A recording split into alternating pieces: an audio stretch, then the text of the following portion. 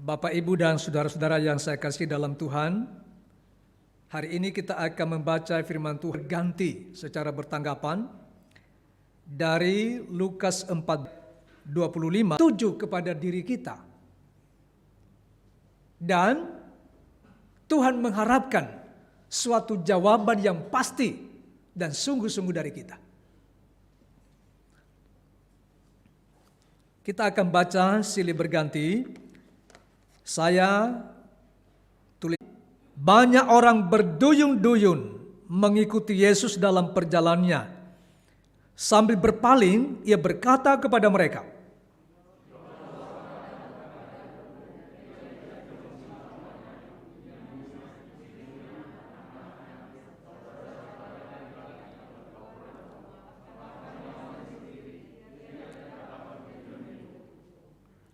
barang siapa tidak memikul salibnya dan mengikut aku, ia tidak dapat menjadi muridku.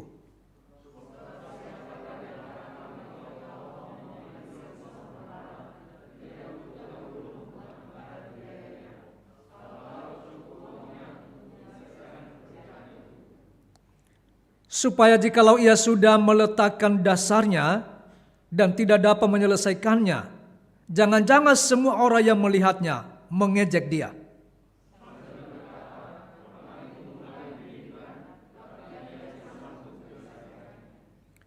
Atau raja manakah yang kalau mau pergi berperang melawan raja lain, tidak duduk dahulu untuk mempertimbangkan apakah dengan 10.000 orang ia sanggup menghadapi lawan yang dengan 20.000 orang?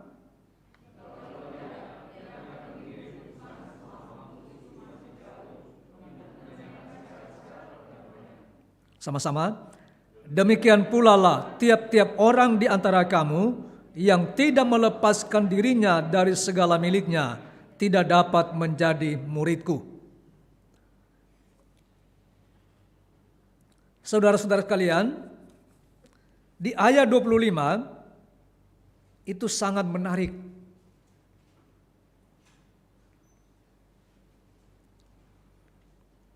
Berduyun-duyun, orang banyak berduyun-duyun.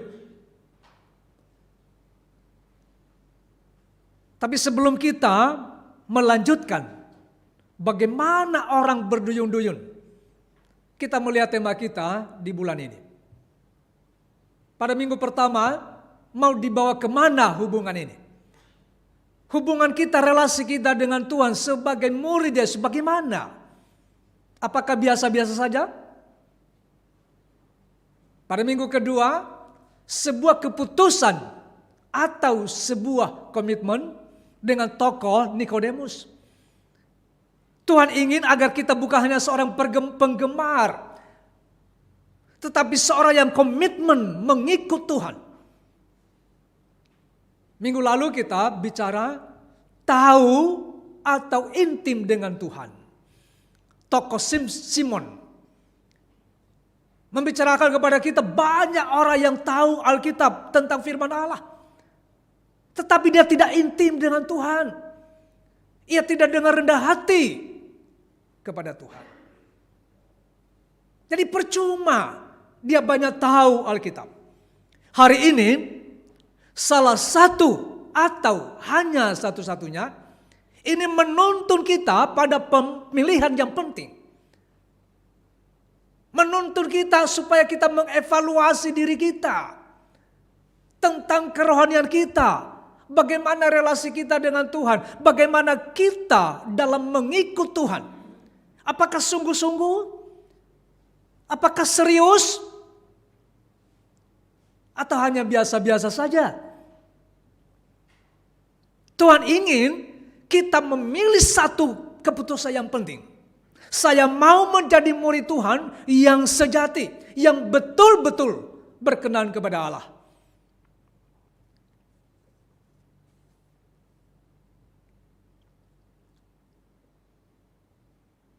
Ayat 25 sekali lagi menunjukkan kepada kita banyak orang berduyun-duyun dalam perjalanan Yesus.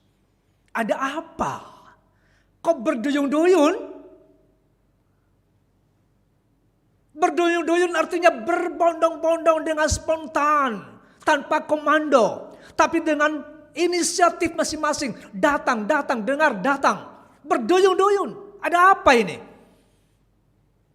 Berarti ada sesuatu yang sebelumnya terjadi, yang sudah heboh.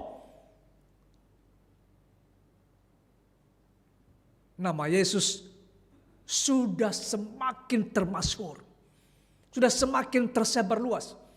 Oleh karena khotbah-khotbahnya yang berapi-api, yang penuh dengan kuasa, penuh dengan hikmat. Mukjizatnya yang luar biasa. Kuasanya yang tak tertandingi. Dan kita bisa melihat ini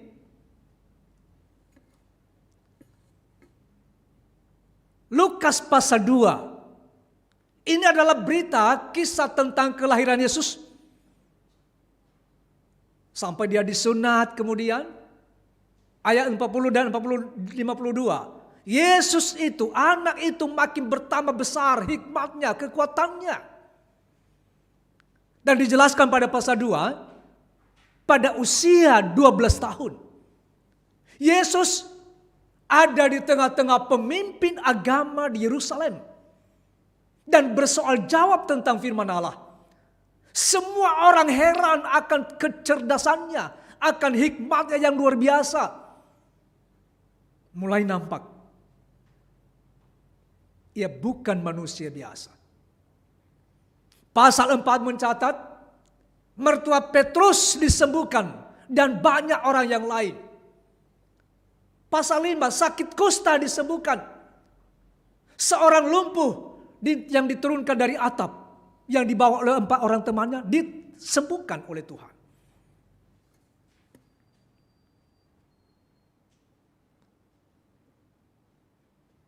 Pasal 7, pasal 6, seorang yang mati tangan kanannya disembuhkan.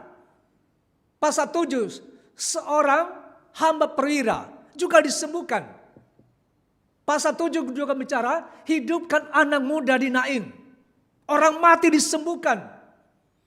Pasal 8, angin ribut diredakan. Roh jahat diusir. Dan anak Yairus disembuhkan. Anak gadis Yairus disembuhkan. Pasal 9, memberi makan 5.000 orang. Mengusir roh jahat dari seorang anak. Pasal 18, pasal 13, perempuan sakit bungkuk sudah 18 tahun disembuhkan. Dan pada awal pasal yang kita bicarakan ini, Yesus menyembuhkan seorang sakit busung air. Ini semua adalah hal-hal yang telah menggemparkan, membuat nama Yesus termasyhur di mana-mana. Ini yang kita sudah bicarakan tadi. Coba bayangkan di sebuah bukit di Galilea. Ia memberikan makan 5.000 orang. Hanya 5 roti, 2 ikan. Dan ia anak menyembuhkan, membangkitkan anak perempuannya Yairus.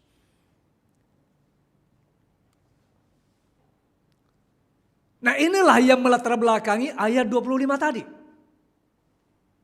Pada suatu kali, ya setelah kejadian-kejadian itu tadi, dalam perjalanan Yesus, orang banyak berduyun-duyun mengikuti dia. Ada apa? Tentu motivasi yang berbeda-beda. Sama seperti banyak orang berbondong-bondong mengikuti KKR misalnya. Macam-macam motivasinya. Ada juga orang Kristen yang datang ke gereja dengan berbagai motivasi.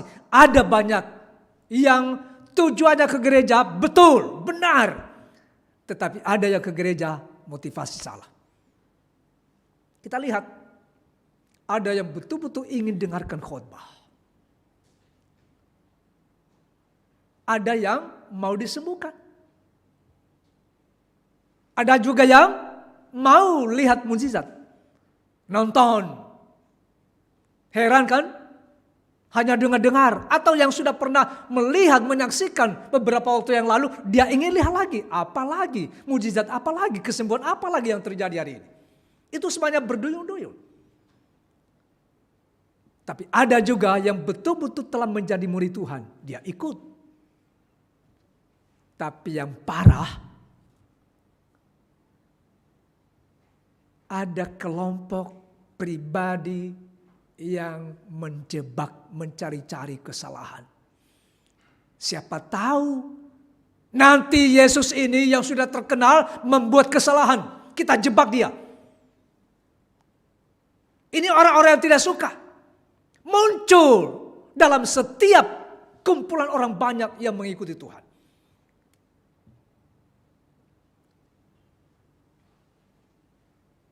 Salah satu atau hanya satu-satunya, kalau kita pergi belanja jeruk atau lemon, salah satu boleh. Ini kumpulan satu tempat, banyak jeruk. Kita butuh satu jeruk. Boleh kita pilih dari keranjang itu. Hanya tinggal pilih aja kan. Ini juga salah satu.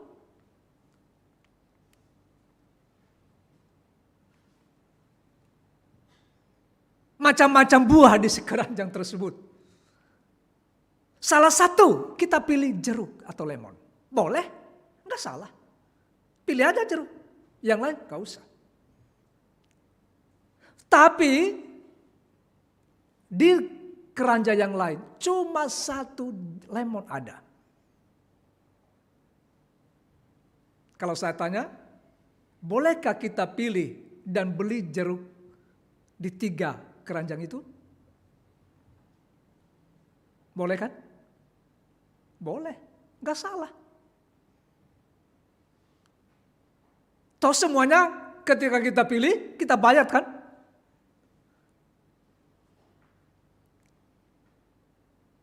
Tapi bagaimana tentang iman Kristen? Bukan seperti belanja jeruk. Iman Kristen bukan demikian. Iman kita bukan salah satu dari sekian banyak jeruk. Tuhan tidak mengajarkan kepada kita, percayalah kepada salah satu Yesus yang ada di dunia ini, yang namanya Yesus. Enggak, di Filipina itu ada namanya Yesus, petinju. Tapi bukan dia. Atau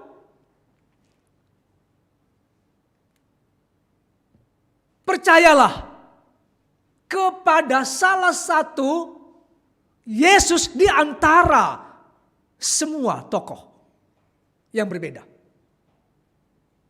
Itu bukan demikian iman Kristen. Tapi iman Kristen mengajarkan kepada kita hanya satunya. Inilah iman Kristen. Salib Kristus. Hanya dia satu-satunya. Tidak ada yang lain. Bukan pilih yang lain.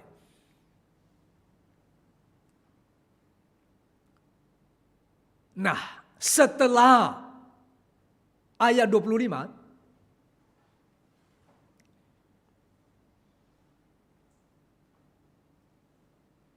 Suatu kali banyak orang berduyun-duyun mengikuti Yesus dalam perjalanannya. Sambil ia berpaling berkata kepada mereka. Dia tahu banyak orang berduyun-duyun datang mengikuti dia. Sambil ia berpaling, ia langsung berkata-kata. Isi kata-katanya apa? Ternyata langsung syarat-syarat mengikuti dia. Nggak ada basa-basi. Nggak ada basa-basi. Langsung dia mengatakan, jika seorang datang kepadaku dan ia tidak membenci bapaknya, ibunya, istrinya, anak-anaknya, saudara-saudaranya laki-laki atau perempuan, bahkan nyawanya sendiri, ia tidak dapat menjadi muridku. Langsung dia menghadap orang. Ingat ya, kalian sudah banyak datang ke sini berduyun-duyun. Saya tidak mau berbahasa basi kepada kalian. Jika kalian mengikuti aku, jika kamu tidak membenci. Ini syarat pertama. Kita ambil kata kerjanya, membenci. Ini berarti persyaratan. Syarat pertama menjadi murid, bukan hanya pengikut. Menjadi pengikut bisa hanya sebatas penggemar. Tapi yang ditekankan Tuhan Yesus 3 kali dia berikan syarat di sini, masing-masing dia katakan tidak layak menjadi muridku. Apa inti daripada seorang murid? Seorang murid adalah cirinya dengar. Mendengar dengan baik, mendengar dengan teliti. Dia memahami. Kedua, taat. Setelah ia dengar, setelah ia jelas apa yang dikatakan Tuhan atau guru, ia lakukan. Dan ketiga, ciri murid, ikut teladan sang guru. Inilah 3 ciri daripada seorang murid. Ketika dia mengatakan, ini syarat pertama. Kalau kalian mau menjadi muridku, kamu harus benci seisi rumah tangga.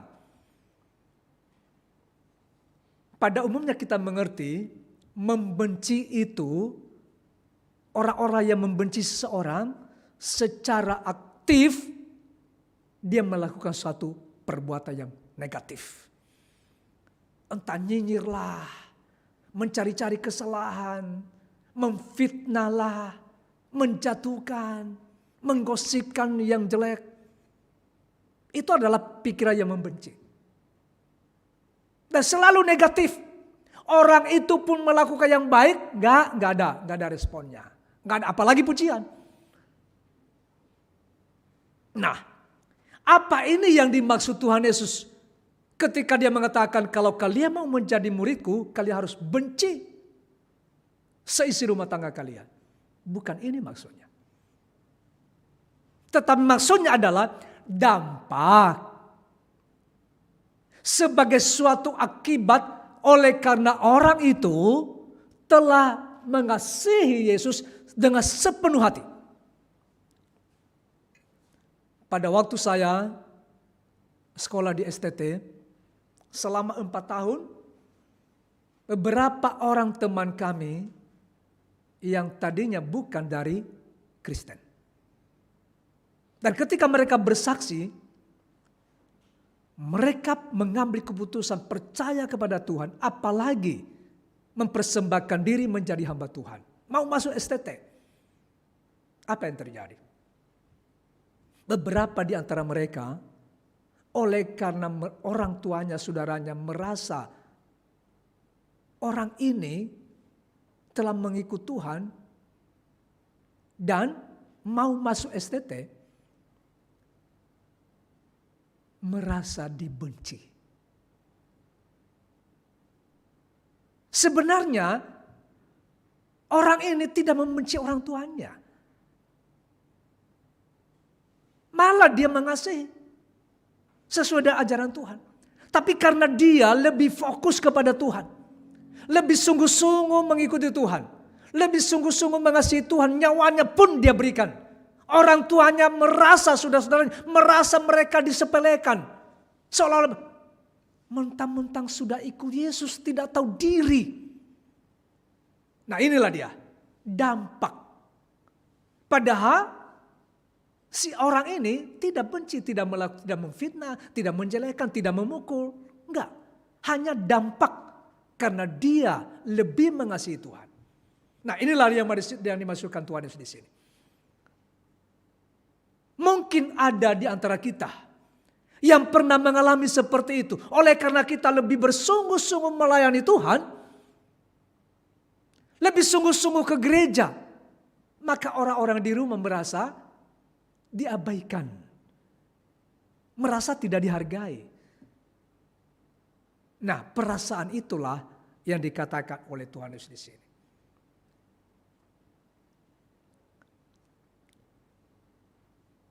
Seluruh isi rumah tangga harus ditinggalkan, harus dinomorduakan. Itu maksudnya. Demi percaya Yesus, demi menjadi murid Yesus, semua isi rumah tangga dinomorduakan. Demi mendapat mengikuti perintah firman daripada Tuhan. Cara yang kedua,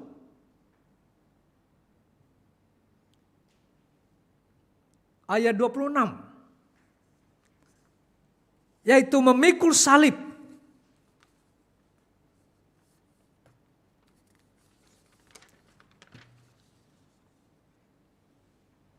Barang siapa tidak memikul salibnya dan mengikut aku, ia tidak dapat menjadi muridku. Siapa mau menjadi murid Tuhan harus siap pikul salib. Pikul salib ini ada dua macam, ada dua pengertian, ada dua makna. Pertama, rela menanggung segala penderitaan, bahkan mati pun demi mengikut Tuhan. Demi mengasihi Tuhan Yesus. Itu artinya salib. Dia rela menanggung penderitaan itu. Kehilangan harta, kehilangan orang tua, kehilangan saudara oleh karena Yesus. Itu salib. Dan kedua, makna yang kedua, tanggung jawab. Setelah kita mengikut Tuhan, bukan hanya penderitaan yang diberikan, tapi tanggung jawab. Seolah-olah Tuhan mengatakan, kalau engkau mau menjadi muridku, ini loh, kamu harus siap pikul salib. Hatimu sungguh-sungguh siap menderita. Ketika engkau mengikuti aku, engkau akan diejek, engkau akan ditolak, engkau akan dibenci. Dan mungkin saja nyawamu akan melayang. Siap enggak?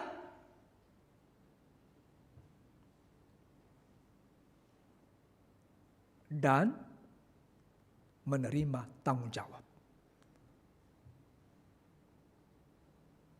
Ketika kita melayani Tuhan, sisi-sisi salib ini ada. Siapapun kita yang melayani Tuhan, ada pengorbanan, ada harga yang harus kita bayar. Waktu, tenaga kita, talenta kita harus kita persembahkan. Dan sisi kedua positifnya tanggung jawab. Artinya Tuhan mau agar tanggung jawab yang dipercayakan itu dalam pelayanan, dalam mengikuti dia, kita harus lakukan dengan serius, dengan sungguh-sungguh. Tidak boleh bermain-main, tidak boleh dengan setengah hati. Jangan hanya terima pelayanan tapi enggak sepenuh hati melakukannya.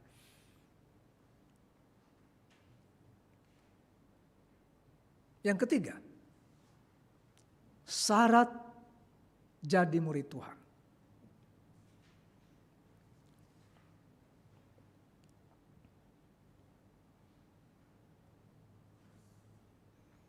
Lepaskan diri dari segala milik. Harus rela, siap melepaskan diri dari ikatan segala milik. Tiap-tiap orang di antara kamu yang tidak melepaskan dirinya dari segala miliknya. Jangan disalahartikan ini ya. Segala milik kita harus rela lepaskan ikatan itu demi mengikut Tuhan. Bukan segala milik kita serahkan. Bukan. Tapi segala milik kita bisa mengikat kita. Bisa menghambat kita. Bisa menghalangi kita untuk ikut Tuhan. Yang menjadi milik kita apa? Banyak. Pekerjaan itu milik kita bukan? Keinginan-keinginan kita. Hobi kita. talenta kita, teman-teman kita, usaha kita, bisnis kita, itu milik kita kan? Tapi bisa jadi itu bisa menghalangi kita, bisa mengikat kita. Pasangan kita, itu milik kita bukan? Milik kita. Orang tua kita, anak-anak kita, itu adalah milik kita. Kekuatan kita yang kita miliki, itu juga milik kita. Walaupun semua itu adalah anugerah Allah bagi kita. Tapi Tuhan ingatkan, jangan sampai semua yang kau miliki itu menghalangi engkau dalam percaya dan mengikut aku menjadi muridku. Siap enggak? Nah, ini syarat yang ketiga.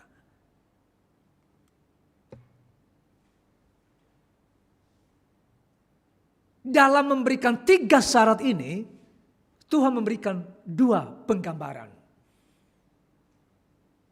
Apa itu?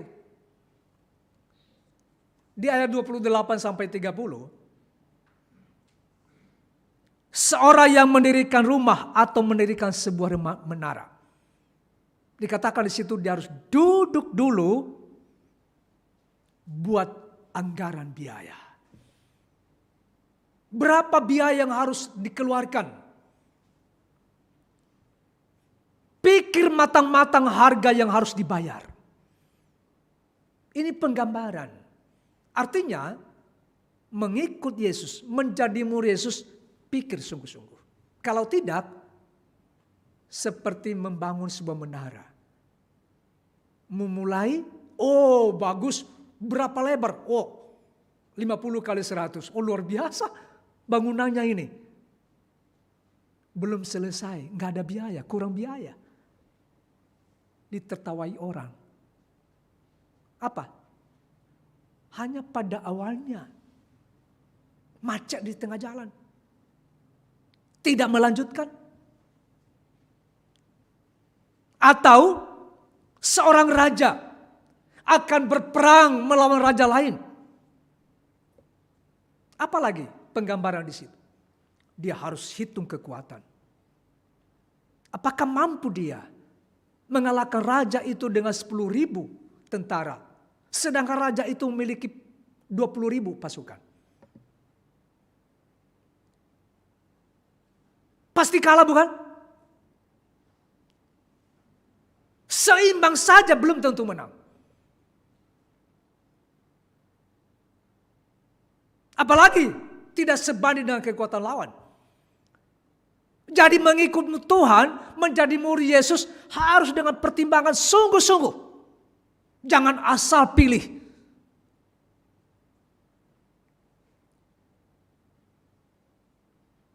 Alasan Yesus memberikan syarat begitu tinggi. Kalau kita pikir secara cepat, sederhana, 3 syarat tadi harus membenci seisi rumah, harus siap pikul salib, dan harus rela melepaskan ikatan dari semua yang kita miliki. Syaratnya begitu sempurna. Sebagai manusia mungkin kita mengatakan, siapa sanggup? Siapa bisa? Mana sanggup kita memenuhi persyaratan seperti itu? Bagaimana mungkin aku membenci, menomorduakan Yesus dan menomorduakan orang tuaku yang sudah membesarkan aku? Tidak mungkin. Terlalu berat, terlalu tinggi persyaratan menjadi murid Yesus. Tapi jangan dulu. Kita coba lihat kenapa alasan itu begitu tinggi Yesus berikan. Akan sewenang-wenang. Apakah mentang-mentang Yesus dia adalah Tuhan? Enggak.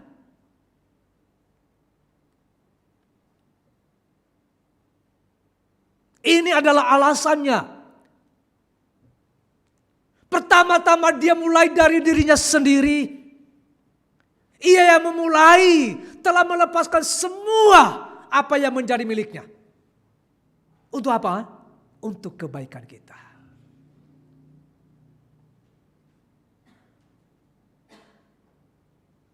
Paulus mengatakan, dia yang walaupun sama dengan Allah, bahkan dia adalah Allah sendiri,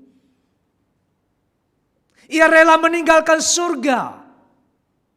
Ia mau menjadi manusia, menjadi seorang hamba. Dan dalam kehidupannya sebagai manusia, ia taat sampai mati. Ia dihina, ia diperlakukan tidak sopan.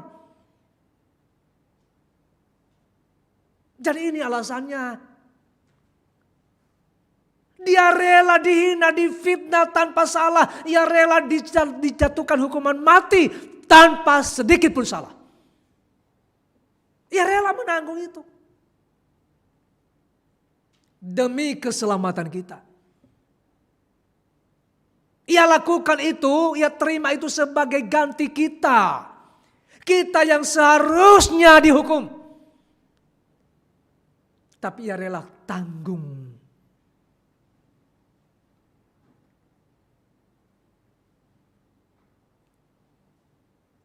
Setelah ia mati, karena dia adalah Tuhan, ia bangkit dari kematian. Ia membuktikan itu dengan menampakkan diri. Dan sebelumnya naik ke surga, dia berkata kepada murid-muridnya, kepada aku telah diberikan segala kuasa di surga dan di bumi.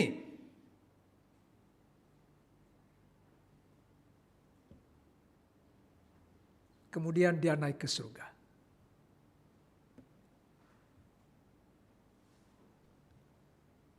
Dengan kematiannya, kebangkitannya, ia menjanjikan memberikan kepada kita hal yang di luar apa yang kita pikirkan.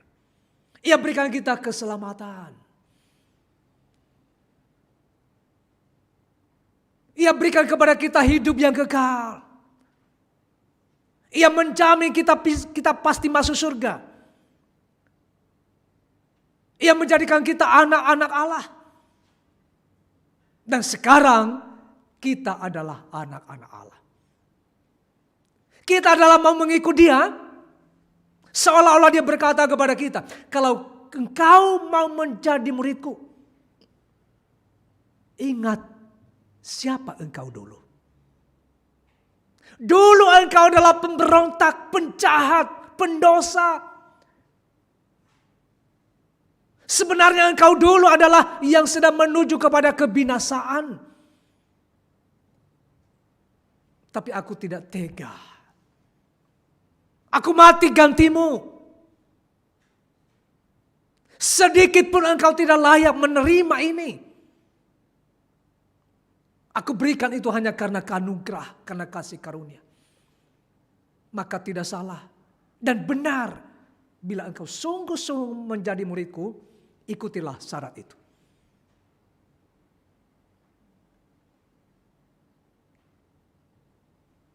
Ini semua adalah anugerah.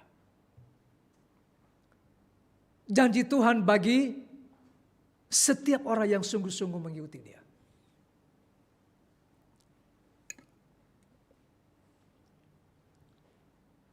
Di dalam Markus pasal 10 ayat 30,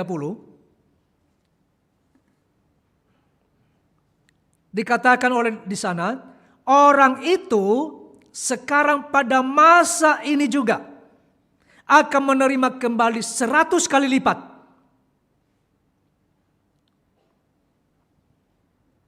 Rumah, saudara laki-laki, saudara perempuan, ibu, anak, dan ladang, sekalipun disertai berbagai penganiayaan, dan pada zaman yang akan datang, ia akan menerima hidup yang kekal.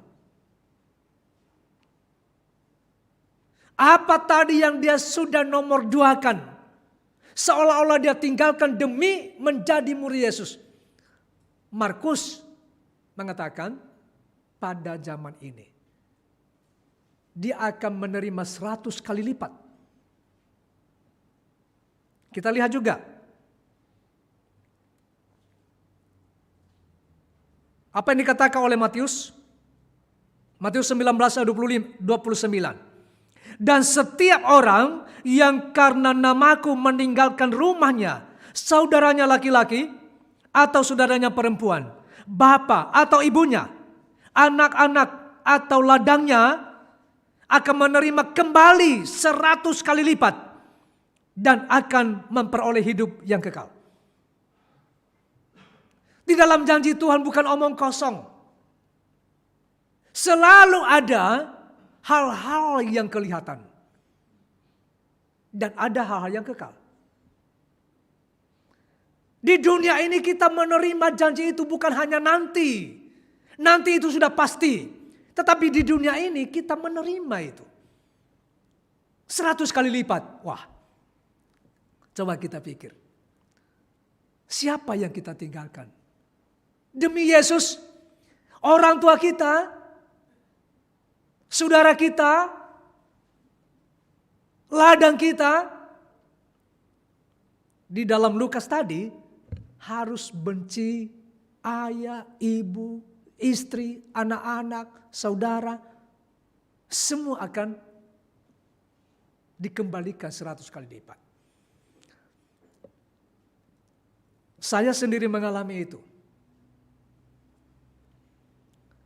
Setelah ikut Tuhan dan menjadi muridnya, melayani Dia sepenuh hati, kedua orang tua saya tidak ada pada waktu meninggal. Bapak kami meninggal pada waktu kami melayani di Siantar. 2 hari kemudian baru kami sampai, sudah dikubur. Ibu kami meninggal setelah kami 6 bulan di Jayapura. Dan berita kematian ibu kami baru kami terima hampir 1 bulan. 6 bulan kemudian baru kami ada cuti. Baru pulang kampung. Tapi syukur kepada Allah. Di mana-mana tempat pelayanan kami, Tuhan ganti, betul.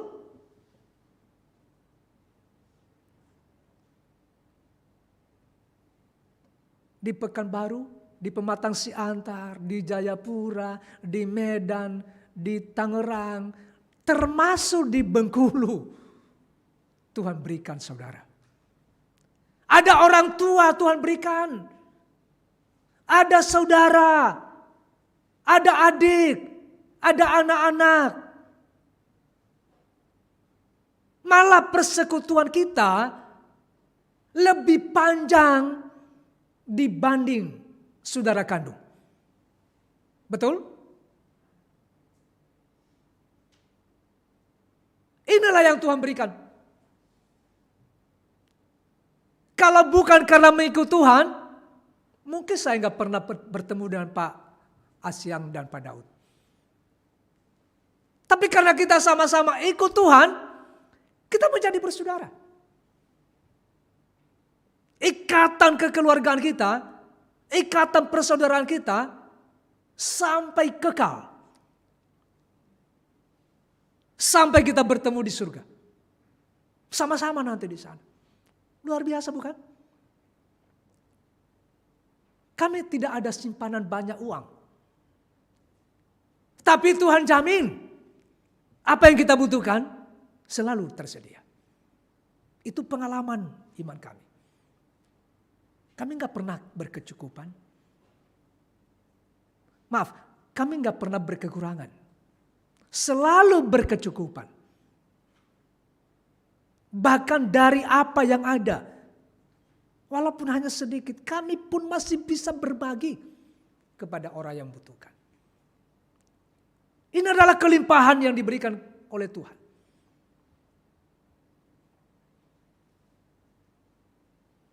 Saudara-saudara sekalian, coba kita perhatikan. Kalau Lukas mencatat, harus benci bapak, ibu, istri, anak, saudara-saudara.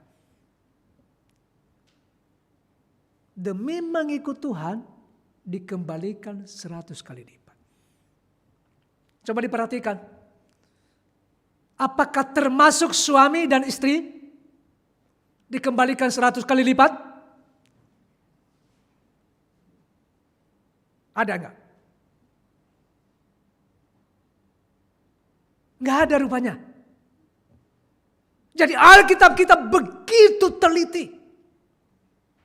Penulis Injil begitu teliti dalam hal ini.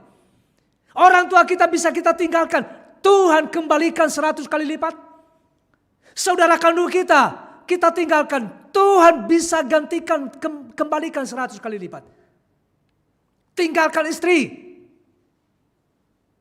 Lalu Tuhan kembalikan 100 kali lipat.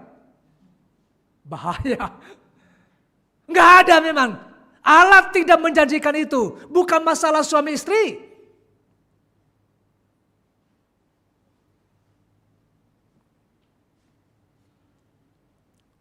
Penginjil-penginjil kita luar biasa. Di dalam wahyu Allah, ia menjamin, mematok itu. Tidak boleh salah pengkalimatan ya, jangan termasuk istri. Jangan termasuk suami. Begitu teliti, begitu tegas. Ladang dikembalikan 100 kali lipat. Ada banyak yang kami lihat dalam pelayanan. Oleh karena mereka begitu setia menjadi pengikut Yesus. Mereka juga relakan korbankan harta mereka demi pekerjaan Tuhan. Ladang-ladang mereka, usaha-usaha mereka, bisnis mereka juga semakin diberkati oleh Tuhan. Ada-ada saja pintu berkat, pintu saluran berkat. Tuhan bukakan. Kenapa? Karena mereka juga semakin setia mengasihi Tuhan.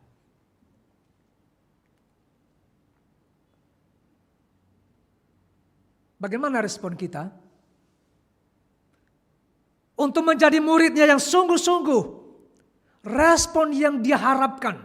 Yang dia minta kepada kita 3 kata. ITK bukan IPK. ITK sesuai dengan murid.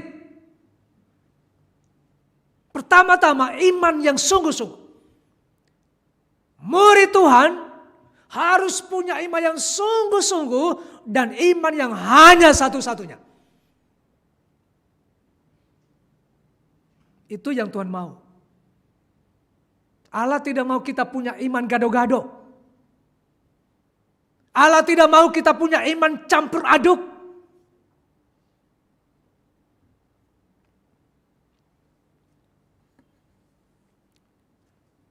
Maaf kalau saya ceritakan di sini, kami orang Nias sudah lama jadi Kristen.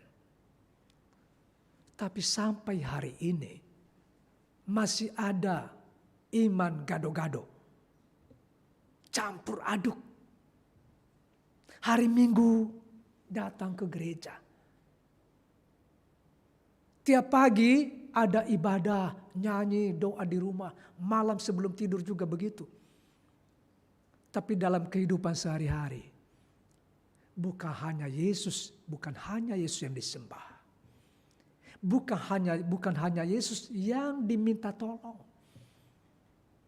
Pergi juga ke dukun. Masih mempercayai juga arwah orang tua, arwah nenek moyang. Ini kan iman gado-gado. Iman es campur. Allah tidak mau kita juga menjadi pengikutnya, memiliki iman yang daun pisang. Daun pisang itu angin digoyang-goyang terus. Nggak ada pendirian.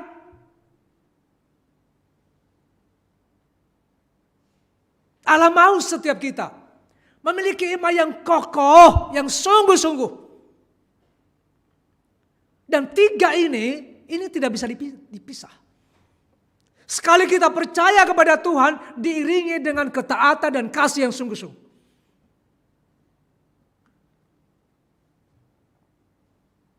Ketaatan yang sepenuhnya. Dan mengasihi dia dengan segenap hati.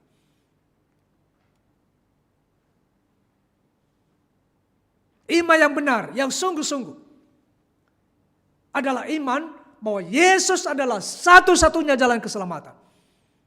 Ini prinsip tidak boleh digugat ini.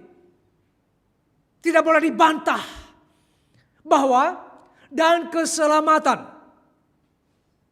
tidak ada di dalam siapapun juga selain di dalam Dia. Sebab di bawah kolong langit ini, di bumi ini, di alam semesta ini, tidak ada nama lain yang diberikan kepada siapapun. Selain dalam nama Dia, ada kita diselamatkan. Hanya nama Yesus. Ini iman yang benar. Dan ini yang Yesus katakan. Bahwa Dia satu-satunya juru selamat. Tidak ada yang lain. Hanya Dia. Ketika Ia mengatakan, Akulah jalan dan kebenaran dan hidup. Tidak ada seorang pun yang datang, yang sampai kepada Bapa. Kalau tidak melalui aku. Akulah pintu. Mau masuk, lewati aku dulu. Inilah iman yang benar. Inilah yang Tuhan mau. Jangan kita mencari keselamatan di luar Yesus. Jangan kita menjadikan seorang juru selamat di luar Yesus. Hanya Dia. Dia mengklaim ini.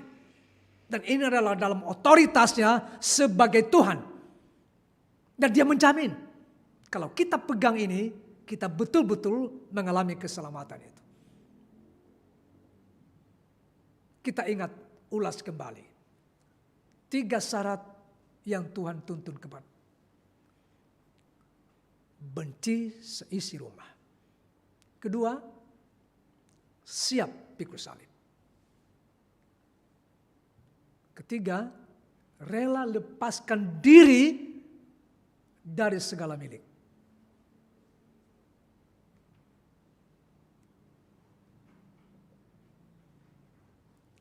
Tuhan mengatakan,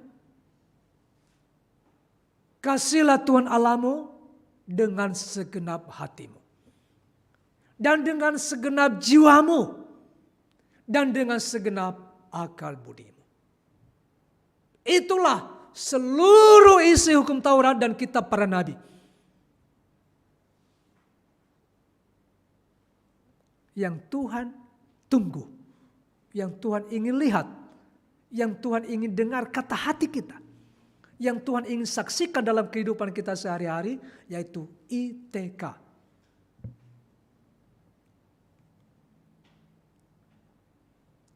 Tuhan Yesus memberkati.